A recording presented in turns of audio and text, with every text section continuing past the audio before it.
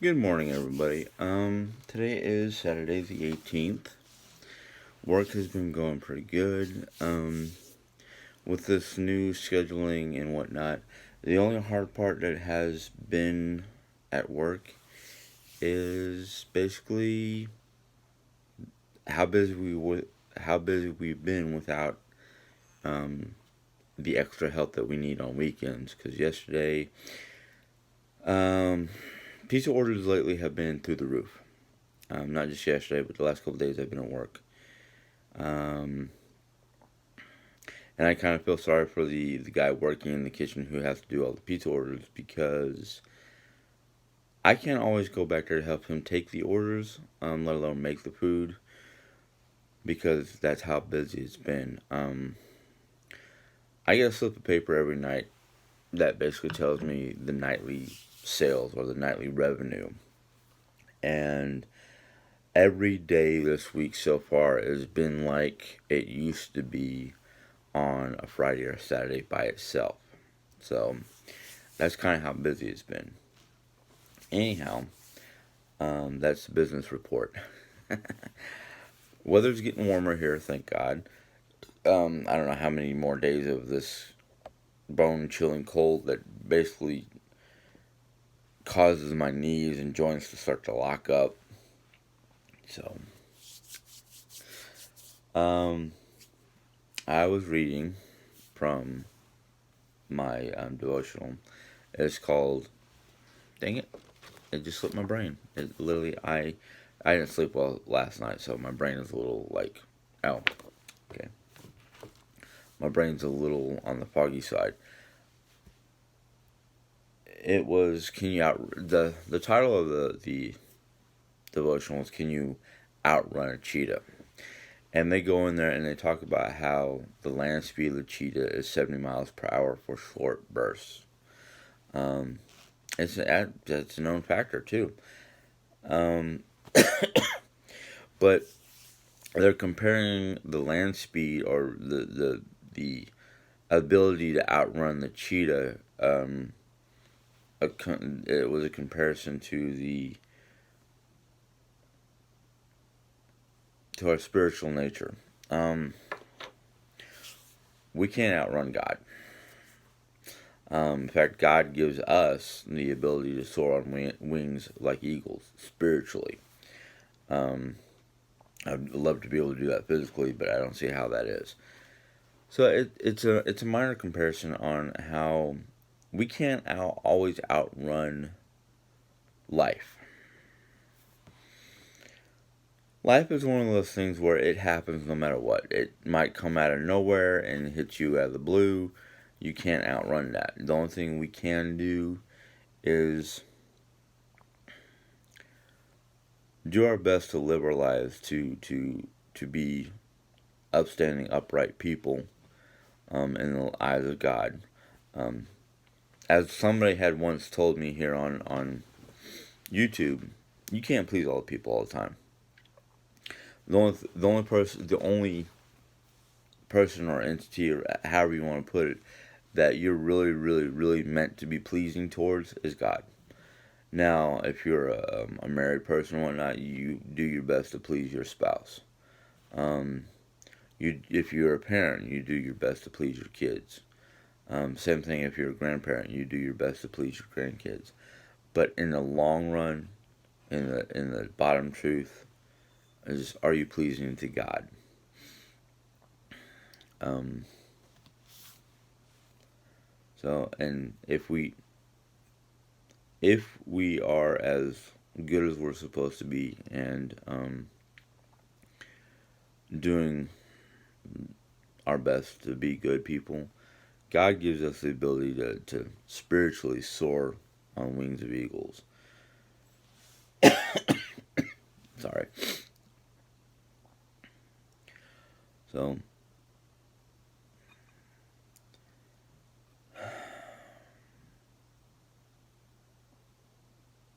I can't give you any more comparisons.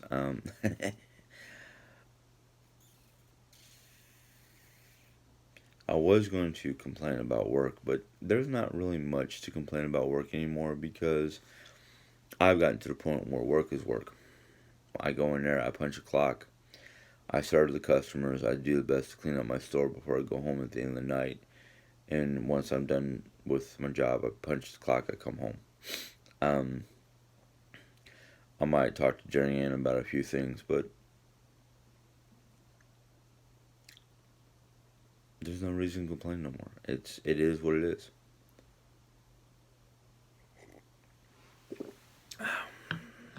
On a different note,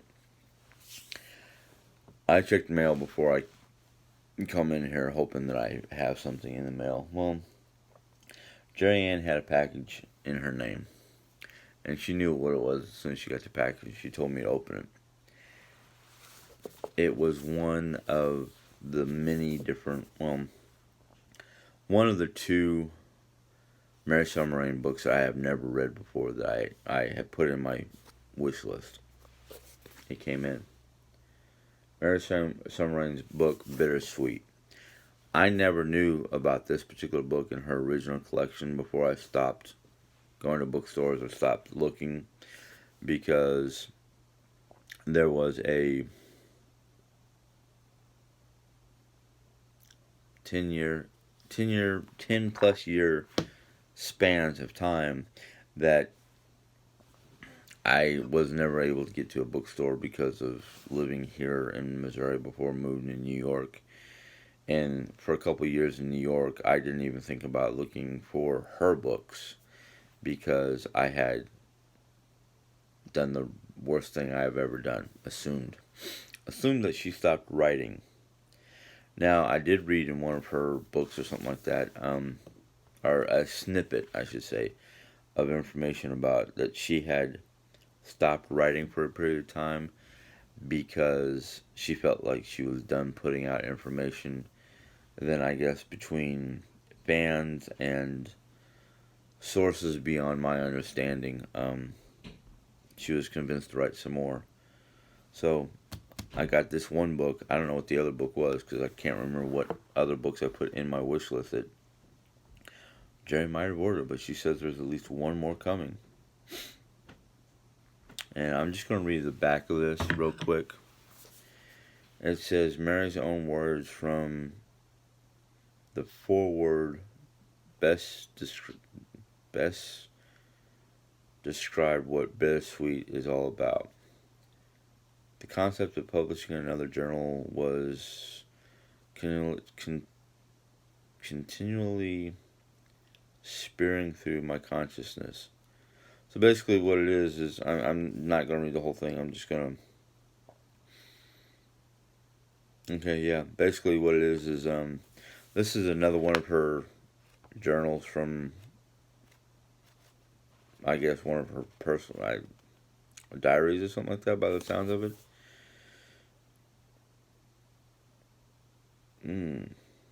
So she's got like 12 different books out now. Now I knew about...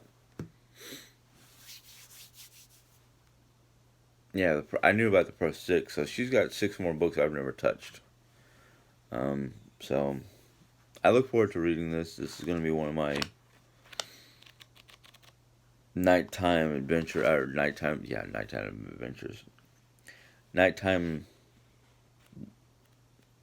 I'll just leave it at adventures because most nights when I come home from work, I'm so tired I don't want to do much of anything except for veg. So I'll be reading that. And my thing is, Jerry's probably going to have to force me to put it down to go to sleep because if I get a book like this that holds my attention or is by somebody who I've read before and I really liked, or just any book that I like, once I start reading it, it's like I do not put it down until I'm done. Or I'm so tired that I can't focus on what I'm reading. But I'm going to have fun with that one. So, yep. That's one of... I don't know how many out there on Amazon that I'll probably want. Now I know her first 2, 3, 4, 5. The first 6 that I read were in a order of sorts. So I read number four first, and then I went back and read all of them. So I'm gonna have fun with that. I really appreciate that she did that for me. Um, she's great at showering. She's great at showering gifts on people. Um, I wish sometimes I was as gifted at knowing what to get people and being able to shower them with gifts. Um, yeah, look over here at what's supposed to be the guest bed, which has now become a sorting gathering zone for items that we basically found in our purge of our bedroom that we want to send off to friends and family members. Um, I can't tell you exactly what's in every box. I know some of them are gifts that she got that she never got to send off yet, or things that she's found that she believes or feels that her sisters or her friend, her besties, would like. So hopefully we'll get big enough boxes for everything and to be able to ship them off, or she can come in here and sort through the different boxes and decide how to pack them up. Um, some of them we want to hand deliver because the factor we go to Texas on a regular basis. Well, I shouldn't say regular basis, but we've been going to Texas on a regular basis to visit her friend, one of her besties, and her bestie's two daughters, which are now parents. You've probably seen them on her channel. Her bestie Lisa, who lives down in Texas, um, she's now a grandmother basically, but she's a mother of four kids. Two of them are still. Well, one of them I think has graduated and is working. The other one is still in high school. The youngest of the four. The oldest, Eden, is now a mom. In fact, I think Luna is now 2 or 3 years old. Emily, the youngest daughter, is a mom of three. Um, I don't remember what they are, but Emily is a mom of three boys. Eden is mom of little Luna. Um, so we want to go down there and give them their gifts. Then her other bestie, who is now living down in Florida, we want to. She wants to be able to take her gift down to her friend. She was supposed to have a 20th or 30th high school reunion, which got called off because of COVID.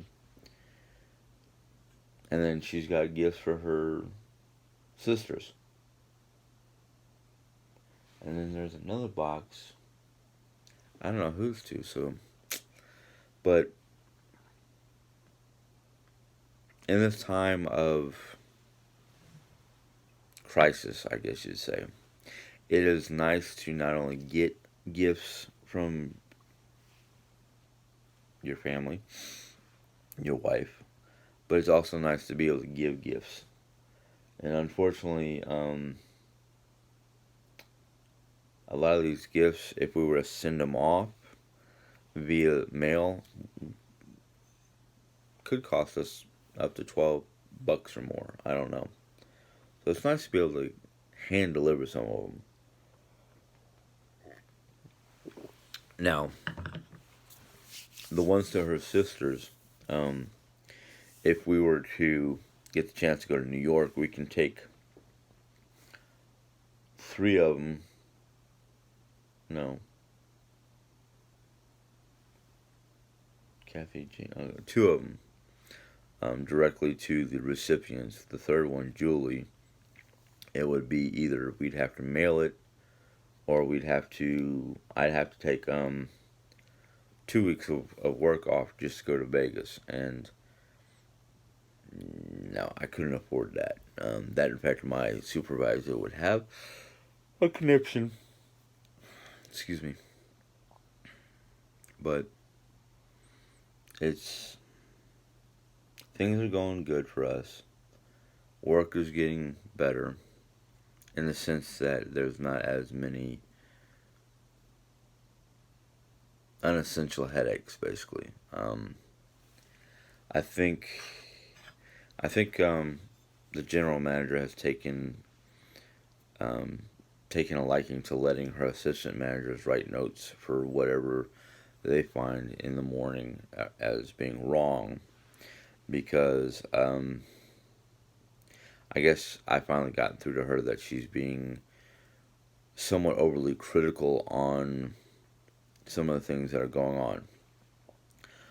Um, when I did get there Wednesday, even though Wednesday was a bit of a headache because of technical issues, I did read like a week's worth of notes, and from what I can tell, um, the general manager has not been writing the notes. It's been one of the assistants, which is fine. Um, that in fact, I decided before I even went back to work that I was going to basically take everything that was written in the communication log with a grain of salt. I'm not going to get overly upset about it. I'm just going to look at it, shrug my shoulder,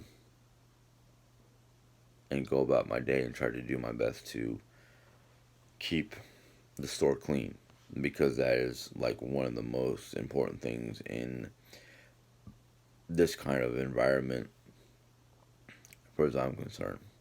I'm not concerned about stocking everything. I, I think under the circumstances, the way things is, she understands right now certain things cannot always be done every night, like stocking and facing. As long as we're not out, it shouldn't be a problem. But I think when I explained to her that under the circumstances, due to the fact that we're closed an hour early and customers come in up until 9:45, um, the most important thing about the store should be the cleanliness, not the how full of the shelves or how straight and organized things are. As long as it's clean. Um, that in fact, I pointed out on multiple occasions that there's more people during the daytime that can do the things that you're complaining about, like the facing and the stocking. Is the store clean?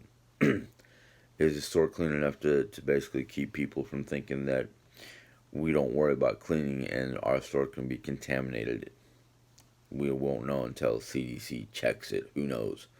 But anyhow, other than just little minor hiccups, um, it's been very busy.